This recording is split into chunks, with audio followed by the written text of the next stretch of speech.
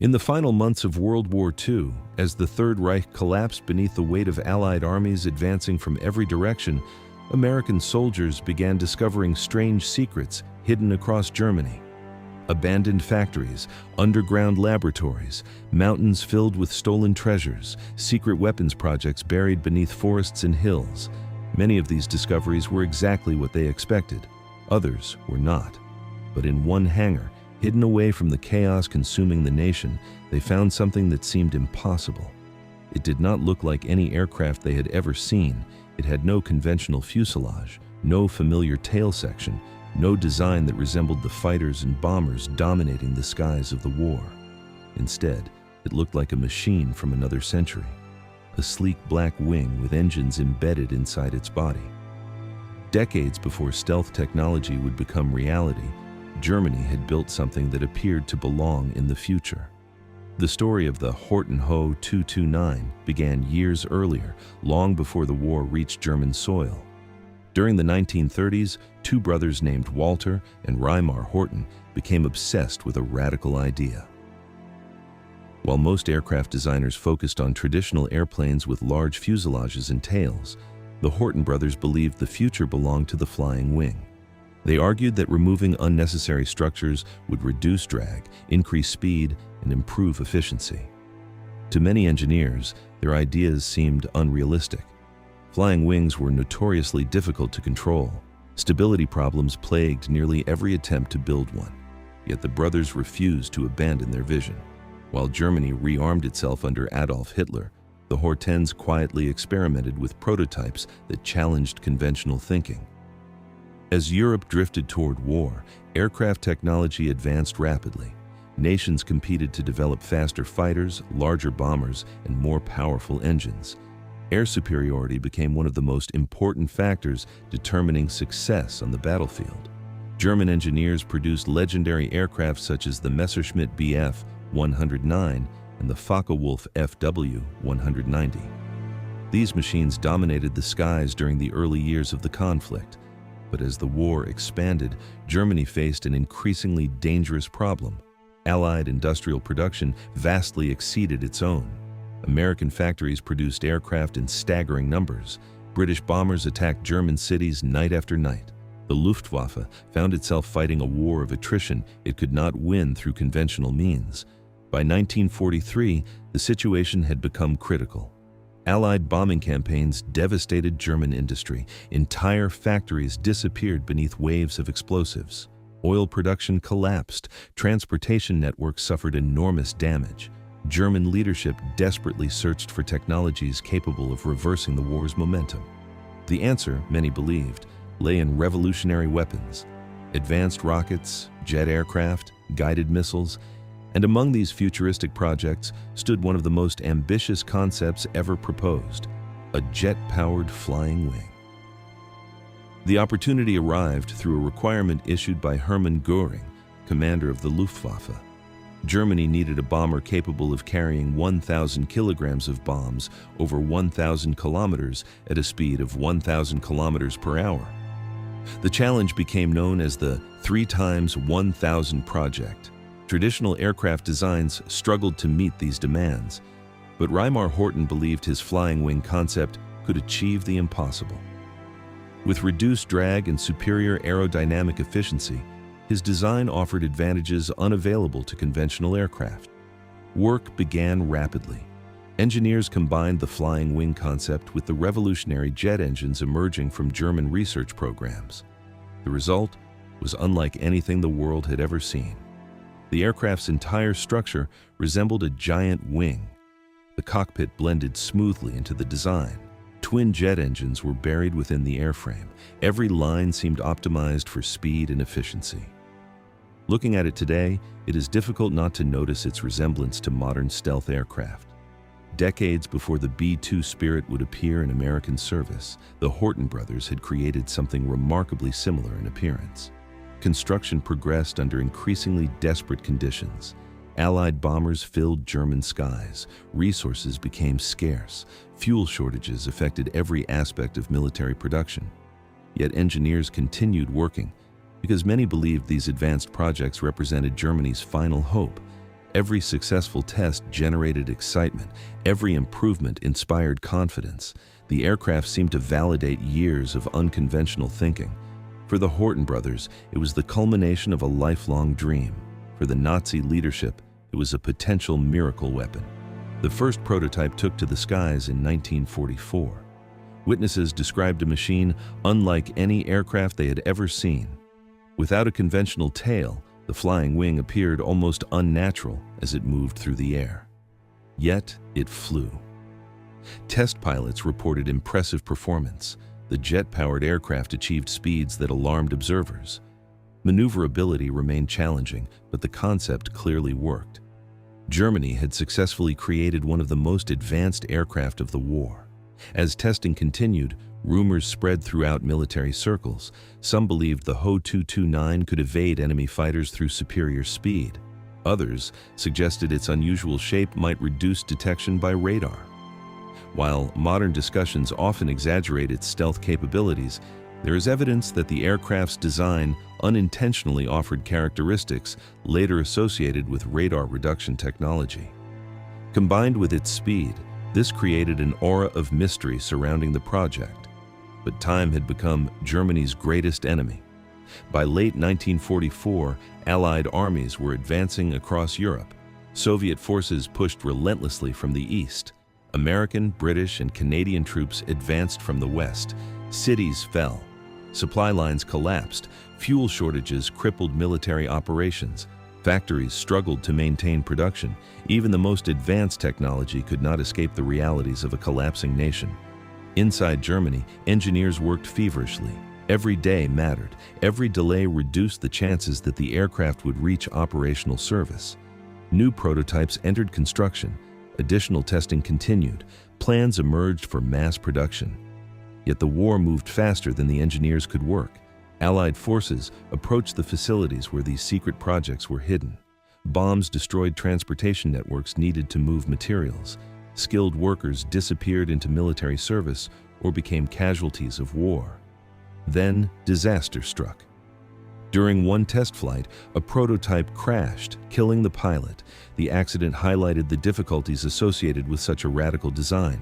Flying wings remained challenging to control, especially at high speeds. Engineers analyzed the crash and continued refining the aircraft, but valuable time had been lost. In another era, with years available for development, these problems might have been solved. Germany no longer possessed that luxury. As 1945 began, the Third Reich entered its final chapter. Soviet artillery could already be heard from Berlin. Entire German armies surrendered or retreated in chaos. Civilian refugees flooded roads across the country. Government officials spoke of victory while defeat became unavoidable. Yet hidden within workshops and factories, secret weapons programs continued operating as though the war might somehow be saved. American intelligence officers knew these projects existed. Reports described advanced aircraft, experimental rockets, and revolutionary technologies. Capturing them became a priority. The race was no longer simply about defeating Germany. It was about securing the future. Every blueprint, every prototype, every scientist represented valuable knowledge that could shape the post-war world. When American troops finally reached the facilities connected to the Horten project, they encountered scenes of abandonment. Workers had fled. Documents lay scattered. Equipment remained unfinished. Among the discoveries stood the partially completed Ho 229. Even seasoned officers paused to examine it. Many had spent years fighting German aircraft. Nothing they had encountered looked remotely similar. Photographs were taken. Engineers were summoned. The aircraft was carefully examined and eventually transported for further study. Some American specialists immediately recognized the significance of what they were seeing. The flying wing concept possessed enormous potential. Although the war had ended before Germany could fully develop it, the underlying ideas remained valuable. In many ways, the aircraft represented a glimpse of aviation's future. For the Horten brothers, the dream ended alongside the war. Their revolutionary aircraft never entered combat. It never challenged Allied bombers. It never altered the outcome of the conflict. The machine designed to help save Germany arrived too late. Yet failure on the battlefield did not erase its influence. Decades later, aviation engineers continued exploring concepts remarkably similar to those pioneered by the Hortens. Perhaps that is what makes the story of the Ho 229 so fascinating. Unlike many wartime projects, it was not merely another weapon, it was a vision, a glimpse of technology years ahead of its time. Built during one of history's darkest periods, it demonstrated how innovation can emerge even amid destruction. Looking at surviving photographs today, it is easy to understand why people remain captivated by its appearance. The aircraft seems to belong to a future that had somehow been transported into the past. In the end, the Ho 229 never changed the course of World War II. It never became the miracle weapon Nazi leaders desperately wanted. It never filled German skies in great numbers. Yet its story continues to endure because it represents one of history's greatest technological what-ifs. What if Germany had developed it sooner? What if production had begun before Allied bombing crippled industry? What if the war had lasted longer? Historians continue debating those questions, but one fact remains undeniable. When American soldiers discovered the Horten Ho 229 in 1945, they were not simply looking at a secret German aircraft, they were looking at a machine that seemed to have arrived decades ahead of schedule, a ghost from the future hidden among the ruins of a dying empire. Long before the world would know the name Horten Ho 229, two young brothers spent their days staring at the sky. Walter and Reimar Horten grew up during a period when aviation was still in its infancy. Aircraft fascinated them. While other children dreamed of becoming soldiers, explorers, or businessmen, the Horten brothers became obsessed with flight itself. They studied birds, they studied gliders, they studied every aircraft design they could find. Yet the more they learned, the more convinced they became that conventional airplanes were flawed. Why, they wondered, did aircraft require large fuselages, bulky tails, and countless structures that created drag? Nature offered a different solution. Birds relied primarily on their wings. Perhaps aircraft should do the same. Throughout their youth, the brothers built experimental gliders, testing ideas that many engineers considered unrealistic. Flying wings fascinated them because they promised greater efficiency than traditional aircraft. The concept seemed elegant, simple, revolutionary. Yet it also created enormous engineering challenges. Stability became difficult. Control surfaces behaved differently. Pilots often struggled to manage such aircraft. Failures were common, crashes were common, skepticism was common. Yet the brothers refused to abandon their vision. As Germany rearmed during the 1930s, aviation technology became increasingly important. Military leaders sought faster aircraft, longer ranges, and greater firepower. Funding expanded, research accelerated. The Horten brothers suddenly found themselves operating in an environment where ambitious ideas attracted attention.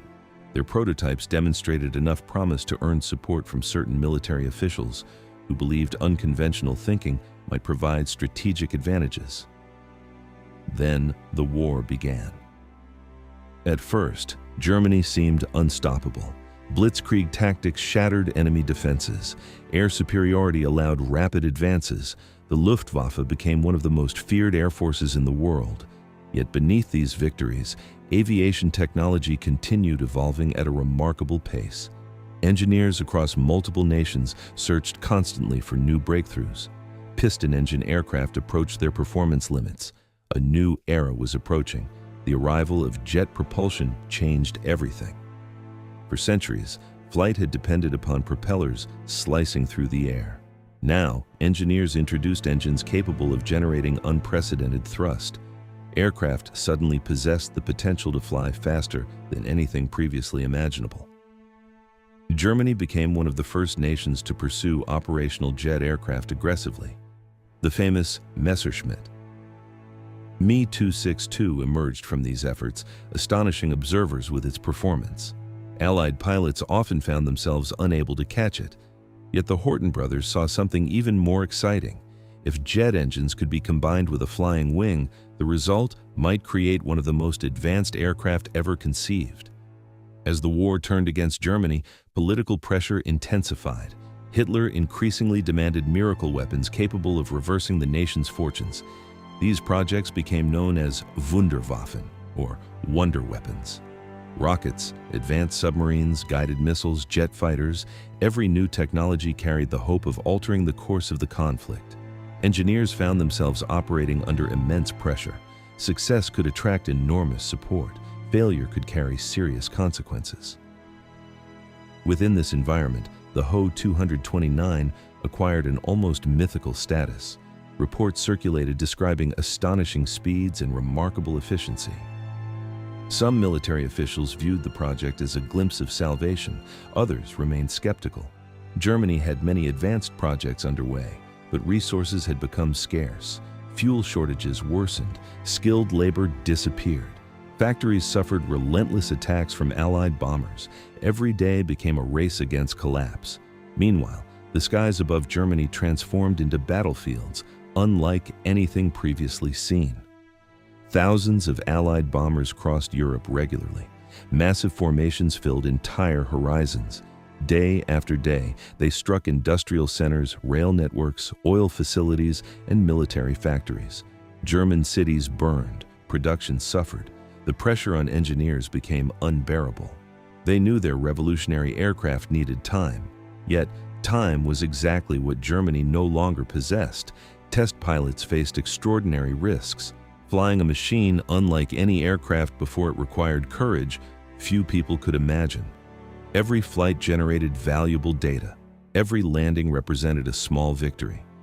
Pilots reported that the Ho 229 felt fundamentally different from conventional aircraft. It demanded constant attention. Its unusual design created unique handling characteristics. Yet beneath those challenges lay undeniable promise. The aircraft was fast. Remarkably fast, faster than many enemy aircraft capable of intercepting it. Some engineers began dreaming beyond the immediate war. They envisioned entire fleets of flying wings crossing oceans, passenger aircraft based upon similar principles, military bombers capable of reaching distant continents. For them, the Ho 229 represented more than a weapon. It represented the future of aviation itself. But outside the testing facilities, reality continued deteriorating. By early 1945, Germany's military situation had become catastrophic. Soviet armies advanced relentlessly from the east. American and British forces pushed inward from the west. Entire regions disappeared from German control. Fuel reserves approached exhaustion. Factories shut down. Transportation networks collapsed. The dream of deploying revolutionary aircraft in meaningful numbers became increasingly unrealistic. Yet, work continued.